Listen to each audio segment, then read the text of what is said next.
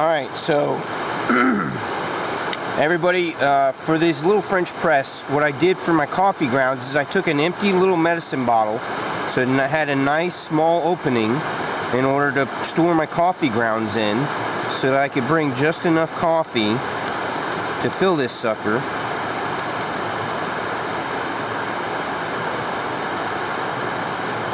I actually have plenty more. I have enough to do almost a full 2 cups. Yep. But yeah, the coffee grounds in the pill bottle worked out freaking fantastic. So I've got that here. I've already got my water boiling. Just gotta screw this guy on.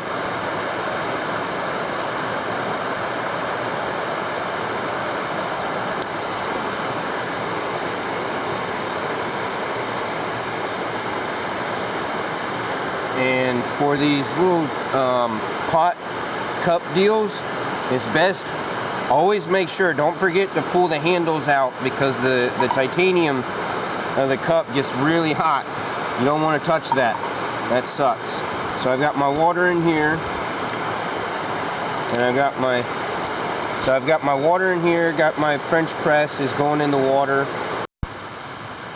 Ideally, the Rolling Fox tarp was used and designed for going over your hammock when your hammock hang, but it has proven to be a fantastic tarp for backpacking and camping to provide a nice covered vestibule area outside the backpacking tent, because the backpacking tent vestibules are very small. It's really just to be able to throw your gear right up next to your tent and have it protected from the elements.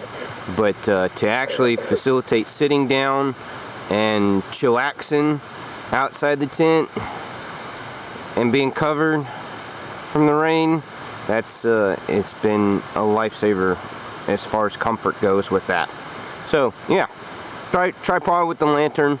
Love that lantern. Love how it has that screw-on feature that can be twisted onto a tripod. But yeah, so that's our setup, and this is the One Tigris 2-person camping tent, backpacking tent. Woo! Just had that bird zip right through here. He just took off straight from up there, went all the way up there. How you doing? So yeah, was a pretty darn good tent. First time setting it up yesterday evening. It was late. It was getting dark, so I was setting it up as I was losing daylight. I actually did set up the lantern light to help give me a little more light. But yeah, it wasn't too terrible. My one and only improvement really that I would do, well, I have 2. One would be a center pull-out point right here. I would love for them to have put a pull-out right here, and that way you can have a guy line done that way. They have these guy lines at the corners here, which makes sense because that's seam sealed. The only, cost effectiveness that's smart on the design. And then have another pull out, another guy line come from that. What that would do is really help assist in pulling the middle of the side of the tent out away, so you do not get sag. Really, by pulling the sides, each side of this tent out away from you, ensures that your stuff does not get wet from the condensation of the walls of the tent, because it is technically a single wall tent. It's not a full-blown double wall like I first thought it was when I ordered it. It is a single wall tent. I normally don't like single wall tents because of the condensation issue, but the way it's designed with both sides entrances being heavily meshed and the bottom having some mesh, it's all right.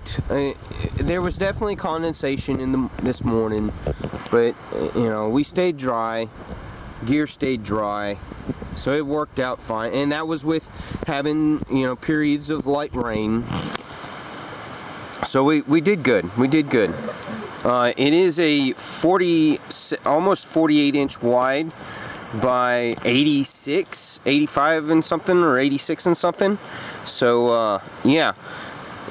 And my mattress pad is the 2-person climate pad, backpacking. So it's a 3-inch thick pad, and it's 47 inches wide, which works by like 80 inches long or something like, or 78 inches long. It's inside the tent, it's got to be more like 76 or 78 inches long, because I've got about 8 inches there and 6 to 8 inches at the top of the base of the tent that the pad is not taking up. So it's at least 7 foot long, and that's more than enough for anybody that's 6 feet or shorter. A piece of cake. Yeah, I would say even 6'5" is fine with this pad, and the width of it is great. It worked out super great for both me and Suburban. And so we have our hike and bike sleeping bag, rated to 0 degrees Fahrenheit for mine, and then he's got the kids REI Luna bag, which is also rated to like 15 degrees Fahrenheit. And it's a fantastic kids bag because it's shorter. It's a shorter bag, and that's also one thing that most backpackers, campers should pay attention to when you've got kids and you get in a sleeping bag for a kid. Is getting the appropriate length sleeping bag. There are not every sleeping bag company out there makes shorter sleeping bags.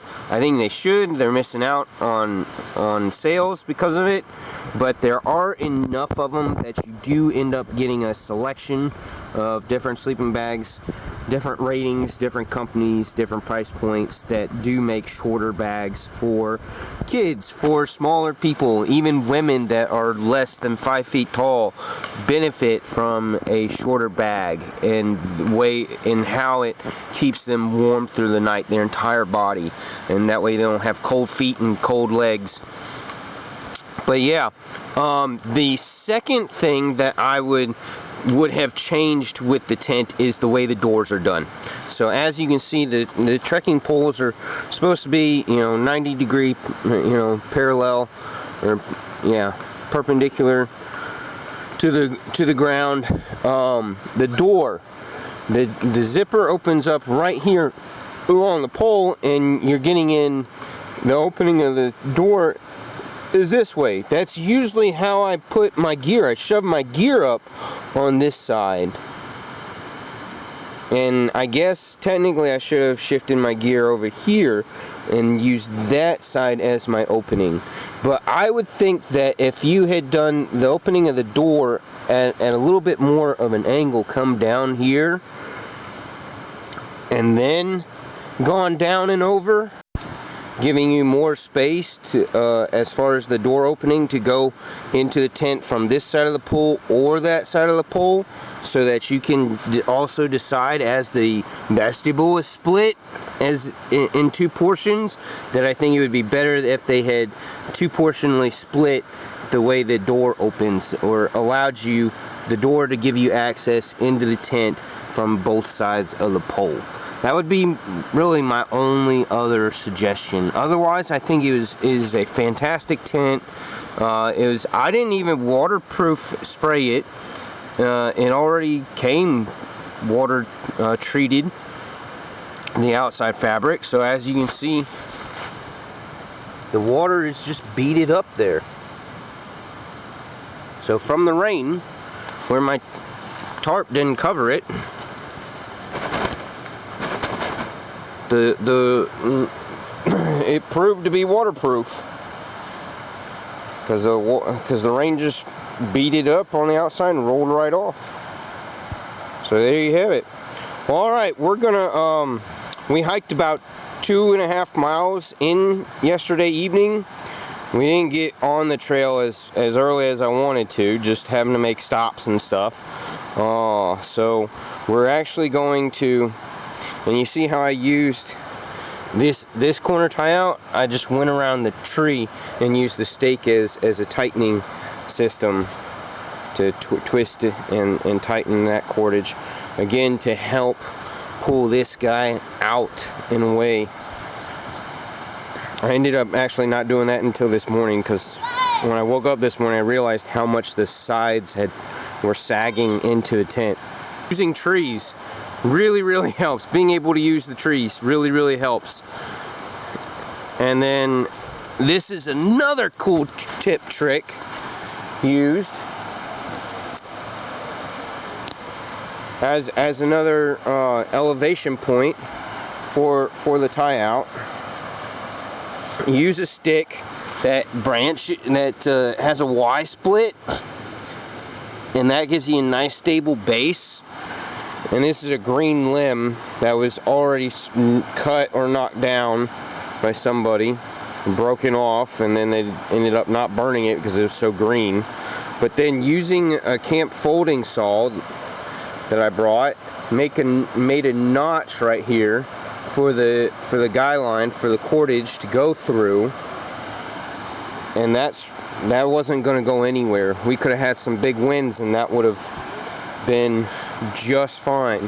And that raises that tie out point, so I get another higher point, and that way the whole tarp is angled down together. So I did have this point here is a low, and as you can see, this point here is a low that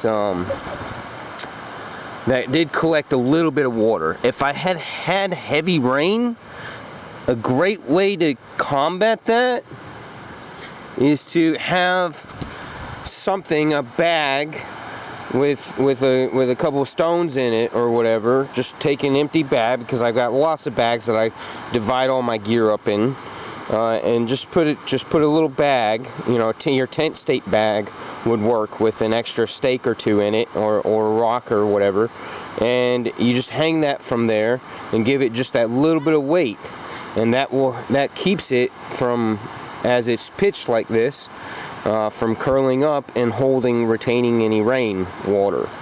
That way you get just a little bit of weight, and as you just saw, some water is draining right down off of it.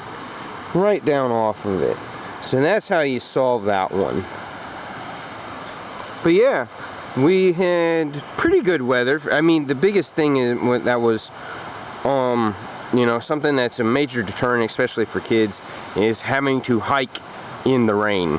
And luckily, with the way the weather worked out, we did not have any rain happen while we were hiking for the 3 hours that we hiked. And 3 hours is really kind of 3 to 3.5 hours is the max. We totally went at this little guy's pace. I did my darndest not to tell him to hurry up, but I did say that a couple of times when he was taking a little bit longer of a break than it was really needed, and it was like, look dude, you're burning daylight. We're running out of daylight. I really don't like setting up camp in the dark. let's get a move on it. But yeah, it's key to do that in a encouraging, positive way, rather than, hey, you're pissing me off, let's go. Yeah, it's all about the approach. It's all about the attitude and the way you say things. So yeah, we are just having a blast. This morning we're gonna head down the trail that way for about a mile, just a hair under a mile, I think, is how far it is to the actual Panther Creek Falls.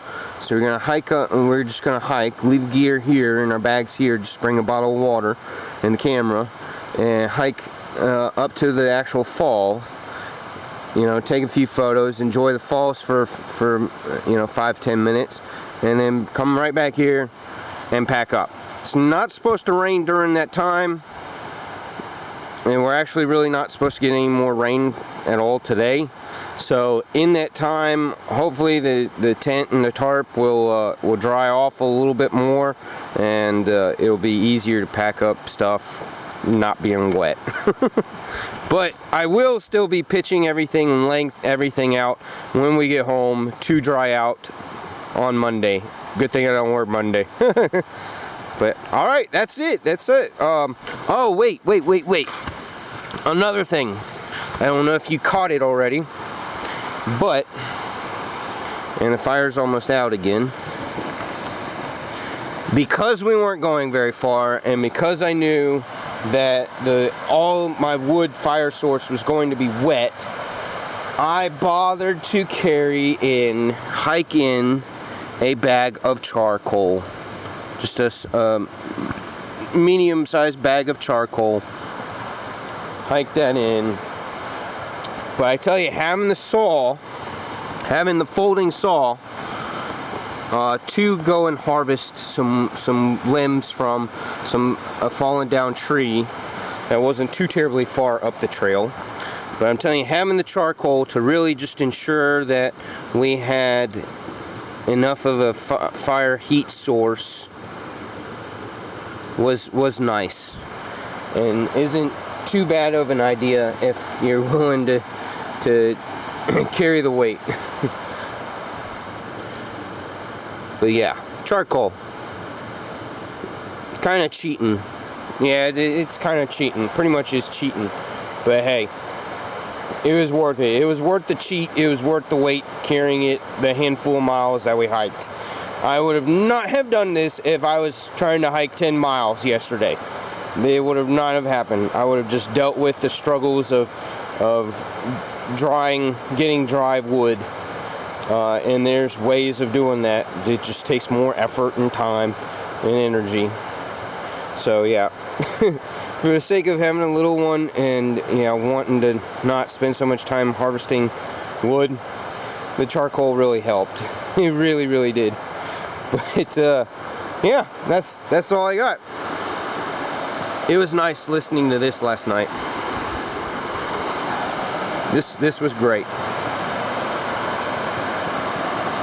And being able to filter water right here, right at the campsite, is also a wonderful thing. I've been backpacking places where I have to hike almost half a mile down the trail to get to my water source to filter. And it's nice when you don't have to do that. It truly is. Alright, enjoy some photos. I'm going to do a photo reel here at the end as well, so don't cut me off quite yet. Enjoy some photos of me and Suburban doing our thing, and thanks for watching.